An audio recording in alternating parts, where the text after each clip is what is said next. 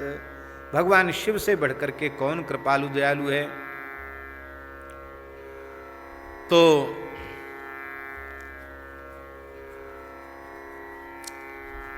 महाराज ये जहर है, ले लीजिए। भगवान शंकर ने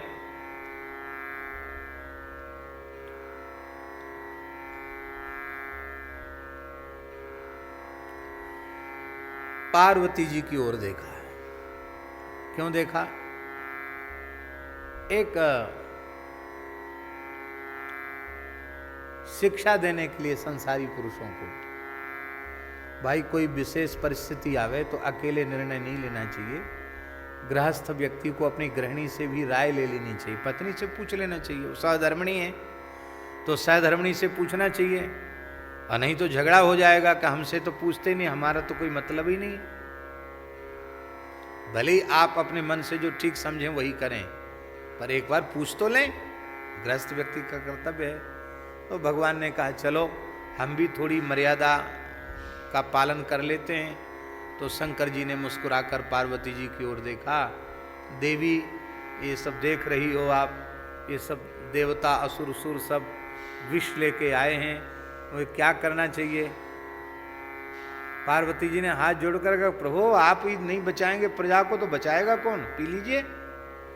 शंकर जी और जोर से हंसे, बोले वाह, आप सतियों में शिरोमणि हो और अपने पति को विष पीने की अनुमति दे रही हो, हैं विष पान करने की सलाह दे रही हो। कौन ऐसी पतिव्रता नारी होगी जो पति को विष पान करने की सलाह दे? भगवती जगदम्बा पार्वती जी ने कहा, भगवान मैं आपके तत्व को पहचानती हूं। आप परम पुरुष हैं और मैं आपकी मूल प्रकृति हूं।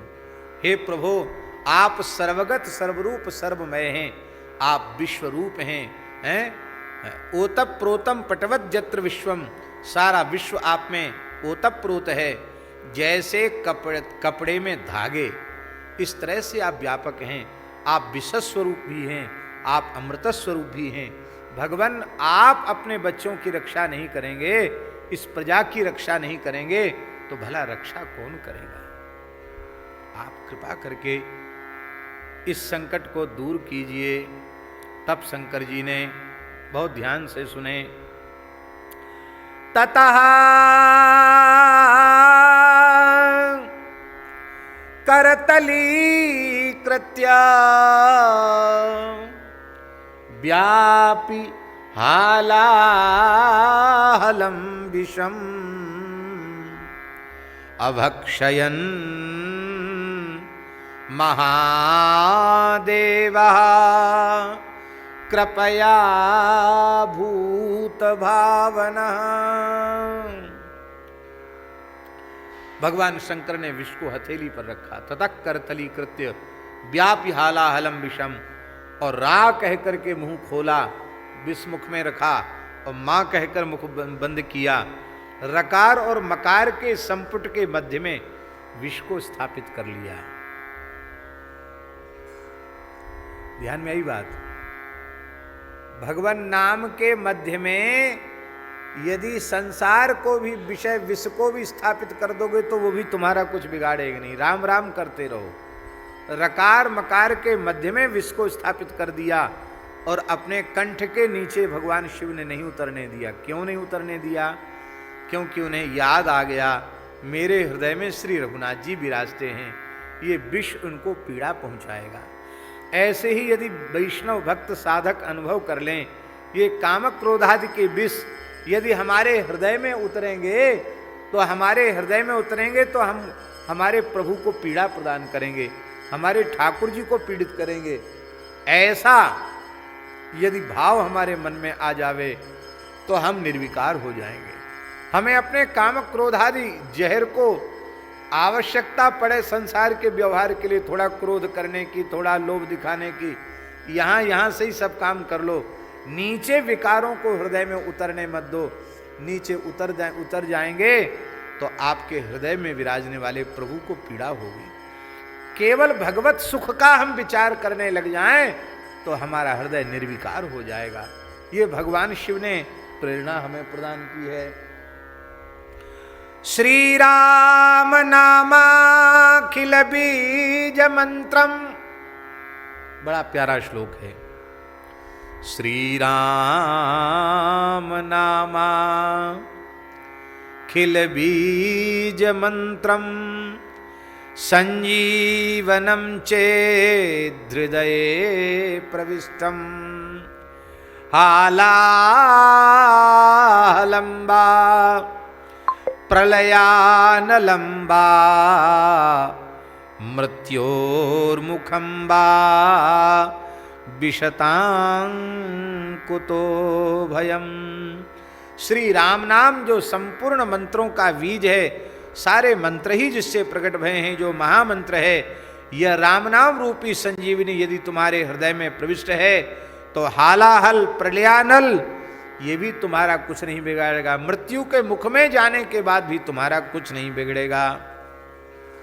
और महाराज जी स्पष्ट लिखा है, नंदीश्वर पुराण में लिखा है कि भगवान शिव ने सबको सावधान किया। बड़ा सुंदर श्लोक है।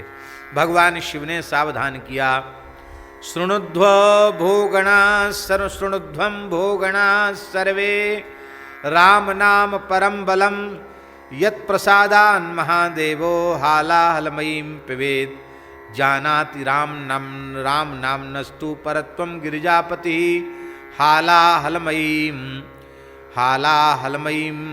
पिबेद यत् प्रसादान जानाति राम नाम्नस्तु परत्वं गिरिजापति ततोन्यो न बिजानाति सत्यम सत्यम बचो मम। हे गणों, सब देख लो, स्पष्ट देख लो, राम नाम के परम सामर्थ्य को देखो। इस हालाहल विष को भगवान महादेव जी ने पान कर दिया। राम नाम की महिमा को भगवान शिव जानते हैं, कौन जान सकता है। इसी का अनुवाद गोस्वामी जी ने कहा किया है, नाम प्रताप जानी शिवनी को कालकूट फल दीन अमी को। तो हे प्रभु, आपने सबको बचाया है। कालकूट जुर जरत सुरासुर निजपन लाग कियो विषपान। आपने विषपान कर लिया। दारुण दनुज जगत दुखदायक मार्यो त्रिपुर एक ही बान। हे भगवान, जैसे समुद्र मंथन से विष निकलता है, ऐसे ही भगवान हमारे जीवन में भी बहुत मंथन हुआ है संसार का, और वो संसार के मंथन से, संसार रूपी समुद्र को मथने से कुछ निकला नहीं, जहर ही निकला। और ये जहर से ही हम जल रहे हैं। संसार में राग द्वेष का विष है, इसी से हम जल रहे हैं। हे भगवान शिव, आपने देवता असुर आदि को तो बचाया, हमको भी इस विष से बचाइए, अर्थात इस विष का नाश कीजिए। यह एक ध्वनि है, इसमें ये प्रार्थना है शिव जी से। और दूसरा भाव यह है कि आपने विष से बचने का उपाय इस विषपान की लीला से बता दिया। संसार के जहर से बचने का उपाय है श्री राम नाम का आश्रय। भैया, अभी हम थोड़ी देर और कहेंगे कथा, लेकिन अभी आज नृसिंह भगवान की जयंती है, तो नृसिंह भगवान का अभिषेक प्रातः काल भी हमारे ठाकुर जी के यहाँ हुआ, सहस्रार्चन हुआ, फिर खाक चौक में हुआ, अभी खाक चौक में आरती हुई, अब मलुक पीठ में भगवान नृसिंह की आरती होगी, क्योंकि नृसिंह भगवान के अवतार का समय है। तो थोड़ा आरती का दर्शन करेंगे और उसके बाद फिर थोड़ी देर कथा होगी। श्री वृंदावन बिहारी लाल की जय। श्री राम जय राम जय जय राम। श्री राम जय। भय अपार है निडर प्रहलाद पाया प्यार। वाद्य शंख नभ में। पुनः हम लोग सावधान होकर समाहित चित्त से जो चर्चा कर रहे थे उसी चर्चा को पुनः आरंभ करें। भगवान शिव ने, गोस्वामी जी कह रहे हैं, को जाचिए शंभु तजी आन, को जाचिए शंभु तजी आन। दीन दयाल भगत आरती हर सब प्रकार समरथ भगवान को जाचिए शंभु तजी आन। कालकूट जुर जरत सुरासुर निज पन लाग किए विषपान। भगवान शंकर ने विषपान कर लिया। ततक्कर तली कृत्य व्यापी हालाहलम विषम अभक्षयन महादेव कृपया भूत भावना। कृपा पूर्वक भगवान शिव ने जहर को पी लिया और वहां भगवान शिव ने एक सुंदर उपदेश भगवती पार्वती के माध्यम से हम सबको दिया है। भगवान कहते हैं पुंसक कृपयतो भद्रे सर्वात्मा प्रियतो प्रियते हरि प्रीते हरौ भगवती प्रिये हम सचराचरा। हे देवी पार्वती, जिस व्यक्ति ने जीव मात्र के ऊपर दया करने का व्रत ले रखा है, उसके इस व्रत से सर्वात्मा विश्वात्मा भगवान प्रसन्न हो जाते हैं। और सर्वात्मा विश्वात्मा भगवान श्री हरि जब प्रसन्न हो जाते हैं तो प्रीते हरौ भगवती प्रिय हम, भगवान के प्रसन्न होने पर मैं भी प्रसन्न हो जाता हूँ। और जब मैं भी प्रसन्न हो जाता हूँ तो प्रिय हम सचराचरा, पूरा चराचर प्रसन्न हो जाता है। तो भगवान शंकर ने विष पी करके प्राणी मात्र पर दया करनी चाहिए, यह उपदेश हम सबको प्रदान किया। इसी से भगवान की प्रसन्नता प्राप्त होती है। एक और चरित्र वर्णन कर रहे हैं श्री गोस्वामी जी महाराज। दारुण दनुज जगत दुखदायक मार्यु त्रिपुर एक ही बान। दारुण दनुज, अत्यंत दारुण दनुज असुर, जगत दुखदायक, सारे जगत को पीड़ा पहुंचाने वाले त्रिपुरासुर को एक ही बाण से आपने भस्मसात कर दिया, समाप्त कर दिया। बोलो भक्तवत्सल भगवान की जय।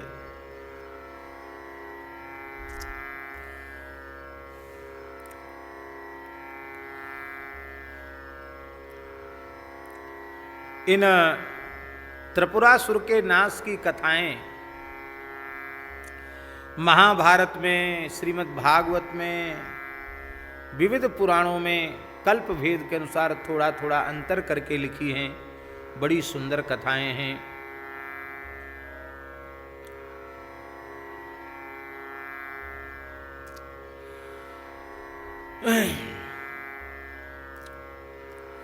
देवताओं से अपने पुराने बैर का स्मरण करके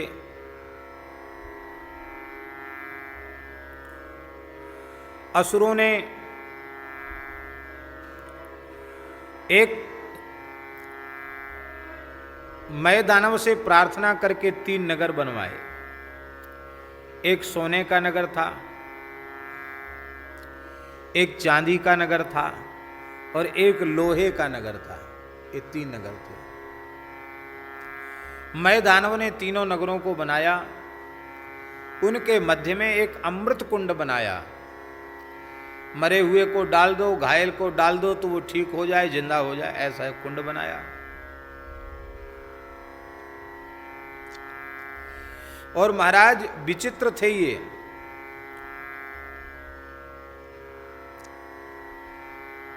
महाभारत के कर्ण पर्व में लिखा है कि ये तारकाक्ष, कमलाक्ष और विद्युन्माली, ये तीनों तारकासुर के ही पुत्र थे, जिस तारकासुर का वध भगवान कार्तिकेय जी ने कर दिया था। तपस्या करके ब्रह्मा जी से वर मांग लिया था कि हम 3 नगरों में बैठकर सारी पृथ्वी पर आकाश मार्ग से विचरते रहें और जब 1000 वर्ष व्यतीत हो जाएं तब हम लोग एक जगह पर मिले। तब तक ये तीनों नगर अलग अलग विचरण करते थे आकाश में। और जब हम तीनों नगर एक साथ इकट्ठे हो जाएं, तब एक ही बाण से कोई हमको जला सके, ऐसा कोई शक्तिशाली हो तो हमारा विनाश हो, अन्यथा मेरा किसी के भी द्वारा विनाश न हो, ऐसा वरदान मांग लिया था। महाराज 1000 साल तक ये सारी धरती पर उपद्रव करते और फिर एक मुहूर्त के लिए इकट्ठे होते, फिर अलग हो जाते। अब इन शक्तिशाली दैत्यों को भस्म करने वाला कोई था ही नहीं। महाराज प्रत्येक नगर, सोने का, चांदी का, लोहे का प्रत्येक नगर 100 योजन लंबा और 100 योजन चौड़ा, माने 1200 किलोमीटर लंबा और 1200 किलोमीटर चौड़ा, ऐसे 3 नगर थे। इन तीनों के अलग अलग राजा थे। स्वर्णमय नगर का राजा तारकाक्ष था, रजतमय नगर का राजा कमलाक्ष था और लोहमय नगर का राजा विद्युन्माली था। तीनों लोकों में हाहाकार मच गया। देवता अत्यंत भयभीत हो गए। स्वाहाकार, स्वधाकार, वसटकार भी विलुप्त हो गया। और महाराज अब तो समस्त देवता मिलकर भगवान ब्रह्मा जी के पास गए। ब्रह्मा जी भगवान शिव के पास गए, भगवान विष्णु भी गए और शिव जी से प्रार्थना की कि भगवान अब आप ही कृपा करके इन तो को नष्ट कीजिए। तो भगवान शिव तैयार होकर खड़े हो, 1000 साल तक प्रतीक्षा करनी पड़ेगी, तब वो इकट्ठे होंगे आकाश में। शंकर जी धनुष की प्रत्यंचा खींचने लगे तो उनसे प्रत्यंचा नहीं खींची, उनके अंगूठे में दर्द हो गया। अब अंगूठे में दर्द हो जाएगा तो प्रत्यंचा खींचेगी कैसे? विचार करने लगे कि ये सब क्या, ये विघ्न क्यों आया। तुरंत आकाशवाणी हुई, आप विजय का कार्य करने, युद्ध करने जा रहे हैं और आपने ही वरदान दिया कि प्रत्येक कार्य के आरंभ में गणपति पूजन करना चाहिए। आप बिना गणेश पूजन काम कर रहे हो, जीतना चाहते हो, इसलिए विघ्न आ गया। तब भगवान शिव ने बड़ी भावना श्रद्धा पूर्वक गणपति का पूजन किया और गणपति का पूजन किया। और इसके बाद भगवान शिव ने विष्णु, चंद्रमा और अग्नि को तो बाण बनाया, इस धरती को ही रथ बनाया, इंद्र, वरुण, कुबेर, यमादि लोकपालों को घोड़ा बनाया, मन को आधार भूमि बनाया और दिव्य आयुध उस रथ में विराजमान किए। ब्रह्मदंड, कालदंड, रुद्रदंड और ज्वर, ये सब उस रथ में, रथ की रक्षा में नियुक्त हो गए। अंगिरा महर्षि उसके चक्र रक्षक बने। सामवेद, ऋग्वेद और अथर्ववेद, यजुर्वेद, ये सब जो है उनके पृष्ठ रक्षक बने। दिव्य वाणी विद्याएं पार्श्वरक्षक बनी। स्तोत्र, वषटकार, ओंकार रथ के अग्रभाग में प्रतिष्ठित हुए। और उस दिव्य रथ में जो विशाल शुभ संवत्सर ही धनुष के रूप में सुशोभित था, अखंड प्रत्यंचा के स्थान में रखा हुआ था। ब्रह्मा जी सारथी बने स्वयं और शंकर जी उस रथ पर सवार हो गए। जैसे ही तीनों नगर 1000 वर्ष के बाद आकाश में इकट्ठे हुए, भगवान शंकर ने उनको जलाया। लेकिन महाराज वो जलने के बाद भी वो पूरी तरह नष्ट नहीं हो रहे, क्यों? वो अमृत कुंड में जलाकर डाल देते थे। तब शंकर जी ने फिर भगवान का स्मरण किया और ब्रह्मा जी और भगवान विष्णु, ब्रह्मा जी तो बन गए बछड़ा और भगवान विष्णु बन गए एकदम दुर्बल बूढ़ी गाय, और वहाँ प्रकट हो गए जहाँ अमृत का सरोवर था, कुंड था। देखो दैत्य भी गाय पर दया करते हैं। वो रक्षक बैठे थे वहाँ कुंड पर, अमृत कुंड पर। अरे कहा देखो कितनी प्यासी बेचारी बूढ़ी गैया है, दुबरो पत्रो सो बछड़ा है, नेका पी जाएगा, अमृत पी जान दो, पुष्ट हो जाएंगे। कितना पिएंगे? शेर 200 5 शेर पी लेंगे, इससे ज़्यादा क्या पिएंगे? ये तो पूरा कुंड भरा हुआ है। पर ब्रह्मा जी और विष्णु भगवान ने जैसे ही उससे मुंह लगाया, एक सांस में ही सब पी गए और अंतर्धान हो गए।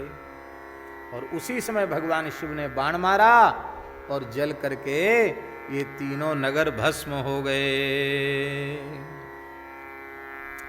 शरम धनुषि संधाय मुहूर्ते विजितीश्वरः ददाह तेन दुर्भेद्या हरोथ त्रिपुरो नृप दिवि दुन्दुभयो नेदुर्विमान शतशंकुलाः एवं दग्ध्वा पुरस्तिस्रो भगवान पुरहा नृप। इस प्रकार से भगवान ने त्रिपुर को जलाकर भस्म कर दिया और आकाश में दुंदुभियां बजने लगी, पुष्पों की वर्षा होने लगी। बोलो त्रिपुरारी भगवान की जय। तो ऐसे हे भगवान, आपने त्रिपुरासुर का वध कर दिया, एक ही बाण से आपने त्रिपुर दैत्य का विनाश कर दिया।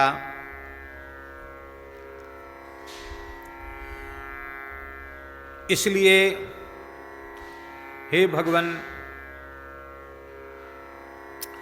वस्तुतः हमारे हृदय में भी एक त्रिपुरासुर है।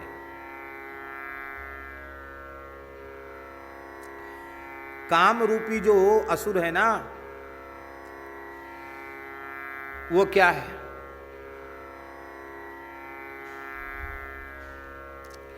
ये काम रूपी असुर सोने के नगर में रहता है, क्रोध रूपी असुर लोहे के नगर में रहता है, और लोभ रूपी असुर वो तो सब चांदी चांदी देखता, हर जगह उसको चांदी चाहिए। चांदी जानते हो ना, एक मुहावरा है ना, अरे तुम्हारी तो चांदी हो रही है, चांदी कट रही है। वो किसी चीज़ में घाटा नहीं चाहता, हर चीज़ में मुनाफा चाहता है। दिन दूनी रात चौगनी आमदनी हमारी बढ़े। और ये काम क्रोध लोभ यही त्रिपुर हैं, ये कभी कभी इकट्ठे होते महाराज, जब इकट्ठे हों तब इनको वध किया जा सकता। तो इस हमारे भीतर जो त्रिपुर असुर है, जिसके कारण हाहाकार मची हुई है, अशांति मची हुई है, हे भगवान शिव, आप एक ही बाण से इसको समाप्त कर सकते हैं। हमारे काम क्रोध लोभ रूपी त्रिपुरासुर को आप ही जलाकर भस्म कर दीजिए, ये भाव है। जो गति अगम महामुनि दुर्लभ, कहत संत श्रुति सकल पुराण, सो गति मरण काल अपने पुर, देत सदा शिव सब ही समान, को जाचिए शंभु तजी आन। जो गति महामुनियों के लिए भी अगम है, अत्यंत दुर्लभ है, जिस चरम पुरुषार्थ मोक्ष को अत्यंत दुर्लभ कहा गया, संत श्रुति और पुराण जिसको चरम पुरुषार्थ मानते हैं, उस मोक्ष का सदावर्त आप काशी में बांटते। सदावर्त जानते हो ना? अब इस समय कोरोना चल रहा है, महामारी, तो तमाम लोग सदावर्त बांट रहे हैं।